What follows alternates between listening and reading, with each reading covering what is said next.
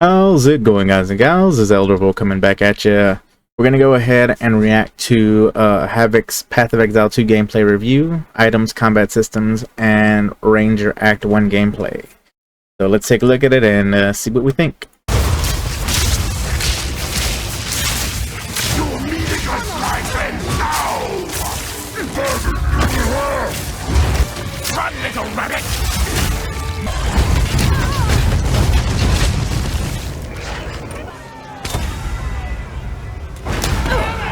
After her! Hunt her down!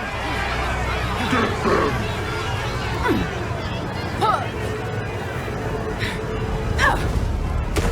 It is important to note this video is primarily based on my March and June playthroughs, meaning that come early access on December 6th, the game most likely will be different, and any feedback given in this video may have already been addressed. On that note, the primary goal of this video is to of course provide feedback to GGG, emphasizing gameplay and design elements that stood out to me, but secondarily, for the players and community, I hope I can further the discussion on some recurring topics, especially in regards to combat. Now, with that settled, my opinion on Path of Exile 2 after 12 hours of playtesting is Path of Exile 2 is good, and Path of Exile 2 is its own unique game. If I had to give 3 additional reasons to play PoE 2, they would be meaningful combat, improved accessibility, and higher intensity boss fights. To expand, the combat versus trash monsters has a mix of both zoom and challenging encounters.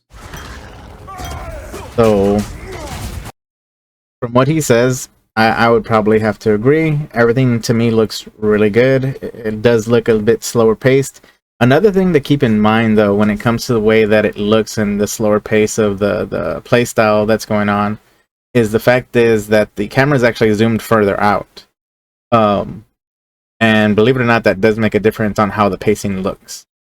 But other than that, everything seems pretty cool from everything I've seen, Tokyo Game Show and so forth. Let's continue. I'll try not to pause too often so that way we can get through the video and I can give my final thoughts on everything that he's brought up. Accessibility has been improved without removing depth, simply by hiding complexity. And endgame level boss fights can be experienced during the campaign. So, hiding complexity, I'm not sure what he specifically means by hiding it. The complexity should stay the way it is from PoE 1 in my personal opinion. If they are taking away from the complexity, a lot of people are gonna not particularly like that. You know, the whole point of Path of Exile was giving you those options, giving you that that playability to where you can just do things the way you want to.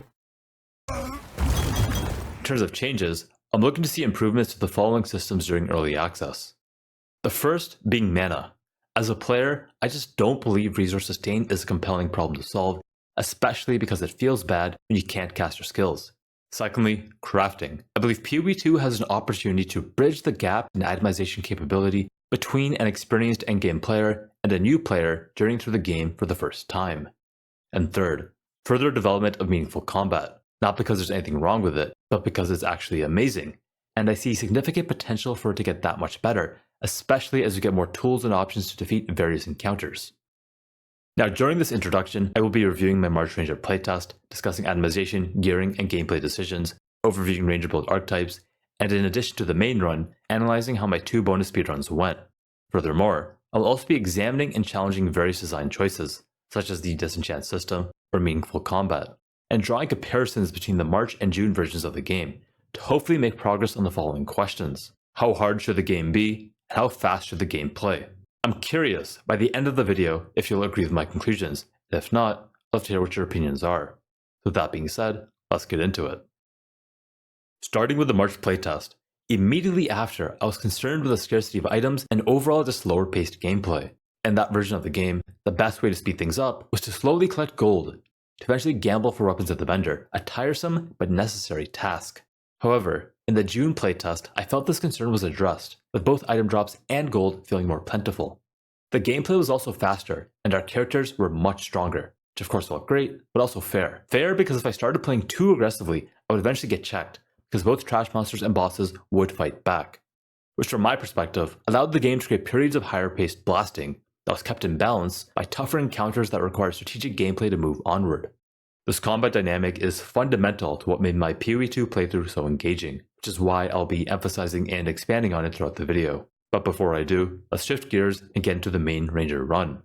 Loading into the riverbank, the first thing I need to talk about is this insane level 1 chest from the Bloated Miller. Life, cold res, and stun threshold are all great stats, but the biggest game changers on this item are actually the 17 energy shield and 2.6 life regen per second. These recovery modifiers significantly reduce the impact of chip damage during both boss fights and trash clear, meaning more time spent blasting and less time spent healing in town. That being said, recovery stats and professional speedrunning skills are not enough to rush into level 4 zone early. The werewolf prowlers inside the Old Forest hit a bit too hard for level 2 almost 0 gear character. However, when I returned to the Old Forest later as a level 4 character with just a 17 armor helmet, 22 evasion from this chest, and double the life regen with the Crimson Amulet, the werewolves were significantly more manageable, which underscores the importance of gearing, notably in regards to upgrading item bases during progression and not skimping out on defensive layering, a theme that I found constantly emphasized in both the Ranger and Monk run. And just to clarify as well, obviously he didn't mention it, but also the points he put into his passive tree must have helped in some way, shape, or form. Now, adjacent to gearing is vendoring and the new disenchant system.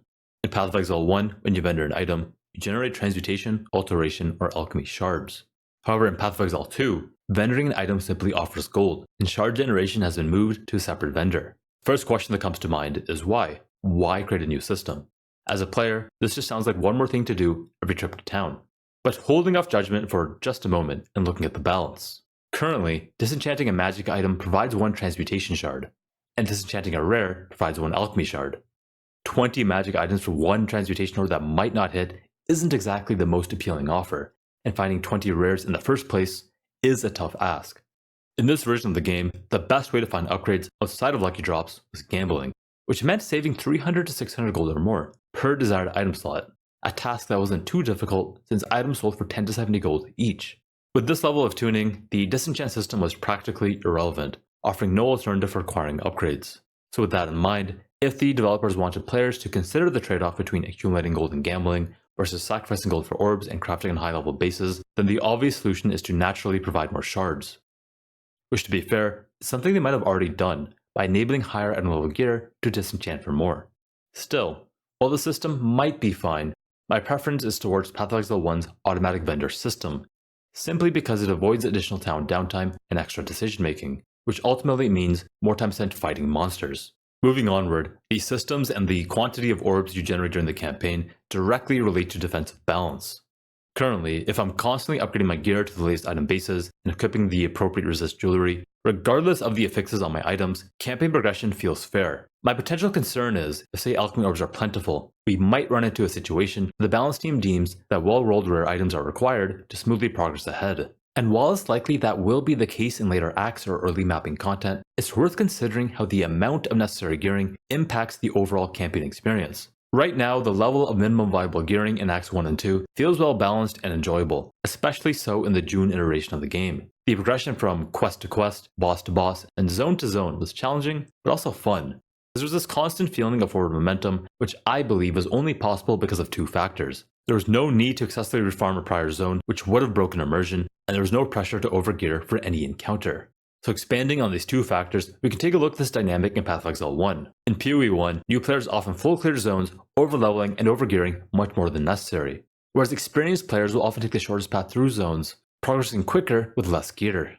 For myself, the slow gear playstyle is what makes PoE 1 challenging and fun, and in the same respect is what made my PoE 2 playthrough just as enjoyable.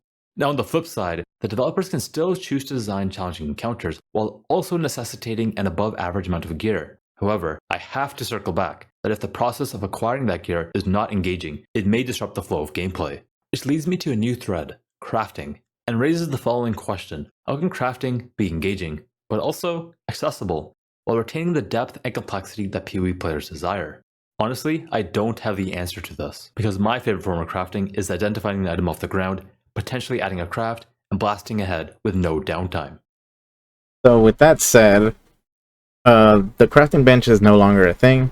I believe it's probably going to return at some point, but for the time being, it's not going to be there. As far as the crafting now from what has been shown so far, and they talk about how much you get by doing the disenchant and everything like that. I believe the main issue is the crafting that you're going to want to do is going to be out using AUX or whatever the case might be much later in game, whereas picking up an item or gambling for an item early on is going to be your best bet. As he said, getting gold really isn't that hard. You know, you get 10 to 70 gold per item, and you need roughly 300 to 600 gold to roll each slot inside of your equipment. Now, personally, I think that's fairly balanced, especially if you look over and you see that he has, 4,792 gold. That's enough to roll a few pieces of gear and everything like that. I don't think you're getting another task and you're not having to choose between using orbs or not using orbs or not getting orbs and whatnot, because you're going to be dropping them out in the open as well. Even in PoE 1, the primary source of your currency is in your maps. You're dropping the currency. You're not taking a bunch of rares. You're not taking a bunch of magical items to get that currency. Early on, yes, of course, but even then, a lot of the times you're going to get your upgrades from drops and whatnot. So I believe it's already balanced, and they've probably balanced it even further at this point. Of course, we won't know until we play early access, but we'll see then. But that's my opinion on it. And as far as keeping it engaging, I think it's going to stay engaging, and I know they are going to bring back other crafting mechanics. For instance, essences should be returning as well. So I don't know if they're going to work exactly the same, but at the same time, I know they're going to be bringing in other crafting mechanics other than what's already there. Let's continue. I believe it would be interesting if a player or content creator that is well experienced with endgame crafting offered their thoughts on how they might implement it. I also wonder to what degree crafting as a system needs to be in the campaign, as the current gameplay loop is quite engaging without it. Perhaps crafting and the scaling of its complexity is best suited for maps, where small periods of downtime already exist. Zooming back out to playstyle, right now in the current PoE 2 balance, you can create a similar experience to PoE 1 by refarming zones or bosses to outgear the content. While in contrast, if you farm each zone and boss once, your character will naturally have less gear, which leaves you with the decision, play slow and safe, or to challenge yourself to blast and survive. And this challenge to survive, while blasting as fast as possible, I believe is what makes Path of Exile 2 unique. Now, I could expand on strategic combat for quite a while, discussing when you can zoom and when you can just jump in and blow stuff up, but for the brevity of this video, I'll pick just one aspect of it, which is dodge roll, and how that leads to another design area with potential room for further improvement. So in this clip, you can see that I'm in the Mud Burrow, a very narrow zone, and as I'm progressing forward, I encountered this big pack with a ton of skeletons. And what's interesting here is that when I dodge roll through them, I shove the skeletons out of the way, which feels good. But immediately after, since mobs are dying slowly, I have to make a decision. I can kite backwards where I know it's safe, or I can push forward into the unknown to progress ahead and get to the zone boss faster. Naturally, as a speedrunner, I chose the latter. Unfortunately though, actions have consequences, and I get surrounded here by hard-hitting mud simulacrum. So to maintain forward progression, I try to dodge roll through the 2 simulacrum above me, which I can't, leading to my quick demise. As an experienced player, I can recognize that this death was my fault, but I suspect for newer players, this might not be so obvious. At the very least, they might feel confused or even frustrated with either the mechanics or the feel of the game.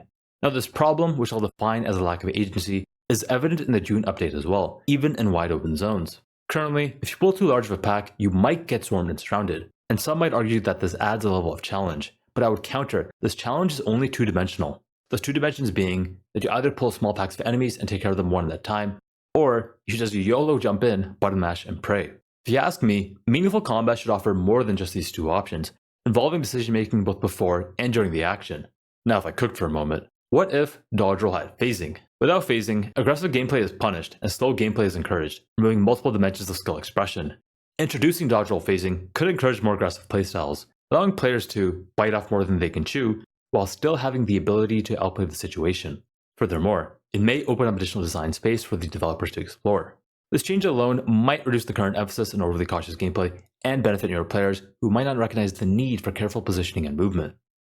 All that being said, this might just be a skill issue, because in Acts 2 and onward, we had way more skill gems available. It's entirely possible I already had the tools at my disposal and I was simply unaware of how to use them. which is a sentiment echoed by Jonathan Rogers, the game director of Path of Exile 2, who mentioned in a recent interview that you really need to spend time playing a character to fully understand how it works. And without that experience, getting destroyed is a likely outcome. Changing gears, we need to talk about mana, especially when you don't have. So before we switch over to mana, my personal opinion is I don't think dodge rolls should have phasing at all. It already allows you to roll past enemies that are lighter in weight than you. And if you get surrounded by heavy hitting enemies, obviously, that's a bad decision. He had other choices in his movement when he was moving through those narrow paths. The other simulacrum that was moving towards him from below, he could have actually gotten past with a dodge roll. But again, these are decisions that you have to make, and on top of that, I'm pretty sure later down the line we do get movement skills which should allow us to move past enemies in some way, shape, or form. At least that's my opinion. I don't believe that there needs to be phasing. If there is phasing, there has to be some sort of negative to the phasing. But right now, I think that it's balanced the way that it should be balanced. And then I'm going to touch on mana before he talks about it. So as far as mana goes, again, we're talking about Act 1 and Act 2 gameplay.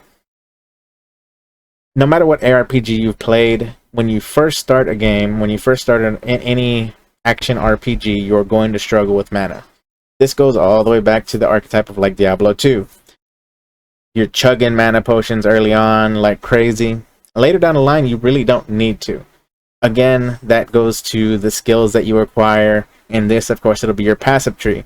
You have to sacrifice some of your nodes into sustain to be able to play your character. It's as simple as that. It's how to balance a character, because if all you had to do is just put all your nodes, all your points into damage, then you know what I mean. It's not really customization anymore. It's just they might as well just guide you through what to put points in if all you're doing is damage anyways.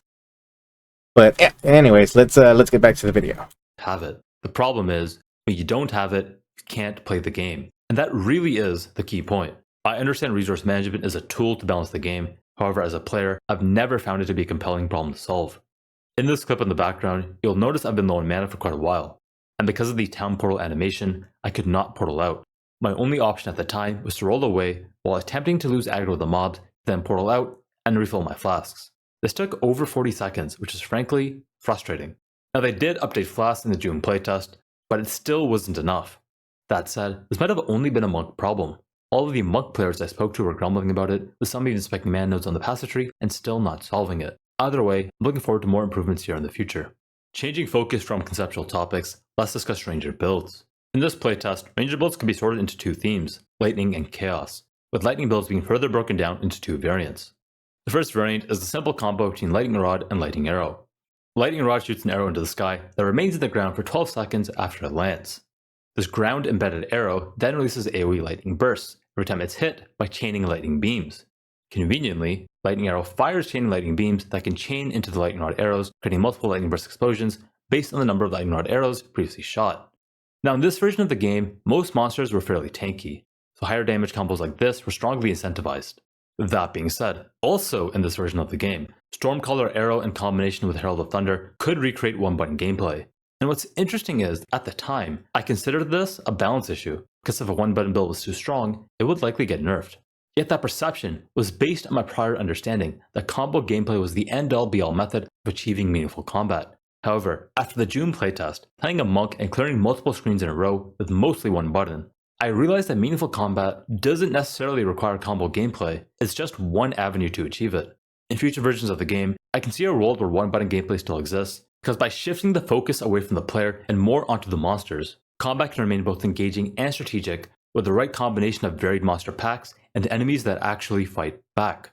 Anyways, I did say I was going to talk about builds, but I just couldn't help myself there.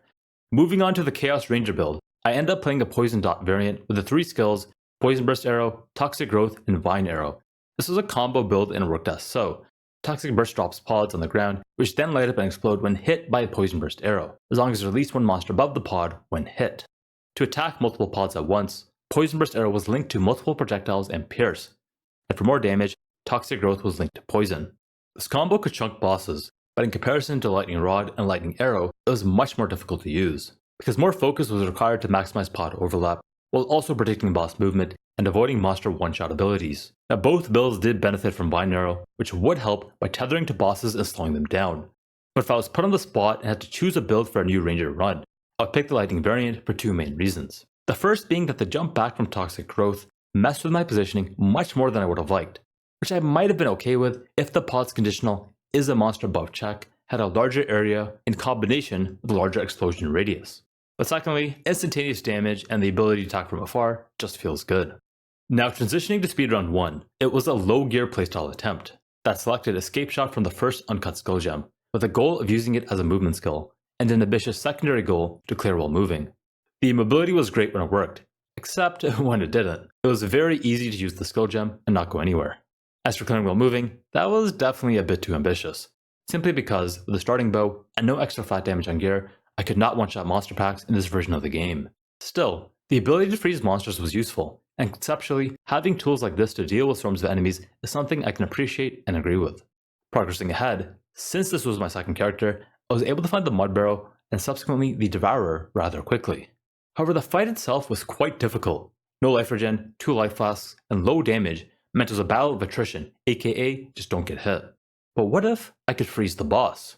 In PoE 2, the chance to apply ailments is based on the magnitude of the damage done, which I believe we can visually see by looking at any individual ailment box. So in theory, if I hit 3 to 4 escape shots, I could have frozen the boss. Yet, it wasn't worth it, because it was too easy to get stunned, and since I didn't have any combos at this point, I couldn't take advantage of the fact that the boss wasn't moving.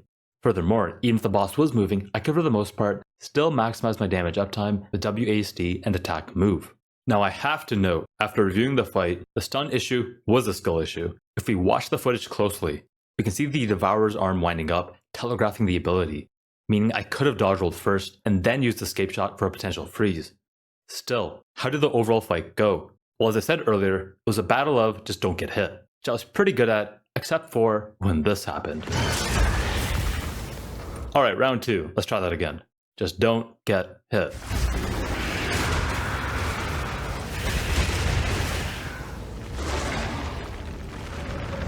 That skill that the enemy, the Devourer, is using, in my opinion, it seems more like you need to be closer to kind of dodge roll around him than be further and allow him more access to you and give you, he's pretty much just closing you in when you do that. So if you get closer, you probably have a better chance of dodging it. But yeah, I think in general, there's going to be a lot of learning early on, especially in early access, on how the game's played, how each character plays and feels, how the skills work, and everything like that. And I think that's going to make the biggest difference in how people feel about the game. I think right now everybody's still kind of worried about the pace and everything like that, but I think everybody's opinion will change once we get our hands on it and once we get into endgame and are able to run the maps and everything like that. Anyways, escaping to speedrun 2, we had some interesting drops, notably this Iron Ring and Fire Arrow Quiver. Just like PoE 1, flat damage is incredibly important for attack-based builds, and in PoE 2 is no different, with these two items almost doubling my damage, giving me the confidence to progress ahead to the old fields, a zone overrun with swift striking werewolves, who swarm. And that'll also be a big thing right there. Everything's RNG when it comes to ARPGs. You get lucky and get yourself some damage early on, it's going to make the huge difference. Nature had previously forced me to retreat during the main run, but with my newfound damage, I could now 2 to 3 shot normal monsters instead of the prior 4 to 6, meaning I could play much more aggressively, dodge rolling through packs to clear as fast as possible.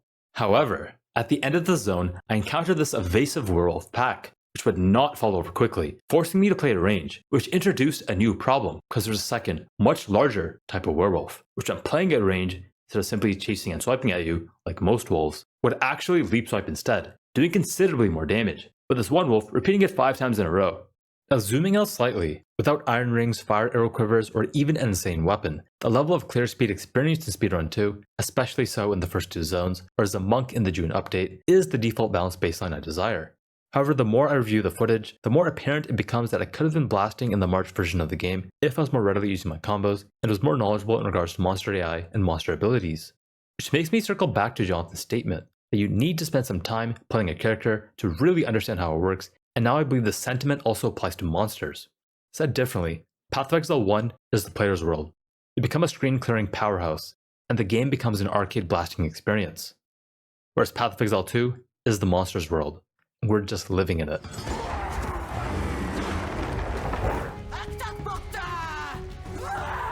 Looping back to the introduction, I posed 2 questions. How hard should the game be, and how fast should the game play?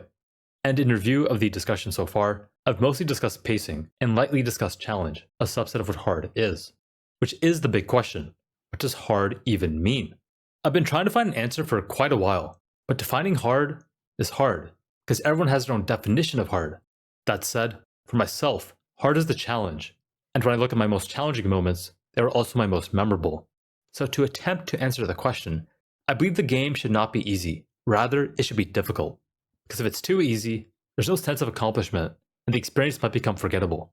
Whereas if the game is hard, and tuned appropriately, the challenges can be both aspirational and memorable. I hope I don't beat endgame bosses on my first try. I hope I really have to struggle with some of them. I hope that there are pinnacle bosses that are so hard that if beaten, can provide a huge sense of achievement. And knowing the developers, I believe this is what we can expect. Now moving on to pacing, the more I think about it, the more I realize it doesn't actually matter. What matters is the level of engagement, the flow of combat, the interest I have in my character, the puzzles I solve along the way, not how fast I clear a map. 20 seconds versus 20 minutes, it doesn't matter. What matters is if I'm having fun, and based on my experience so far, PoE2 delivers. That said, the actual experience is more meaningful than anything I can say. Whether or not it jives with you, that's for you to decide. Anyways, early access should be here on December 6th, and if you can't already tell, even with my reservations, I'm on the hype train. New game, new builds, new monsters, new everything. If you want more footage, you can check out my June playthrough here, and my Ranger boss footage here. Lastly, GGG is live streaming everything you need to know about Path of Exile 2 on November 21st. So until then, thanks for watching, and as always, have a great day, Exiles. Bye. So I agree with all of that. I believe the game depth is going to make up for everything, and everybody's going to actually be really surprised about how good the game is. I can't wait to get my hands on it. I hope y'all can't either, and I'll see y'all there. But this is ElderofWoe saying, over and out. Y'all have a good one.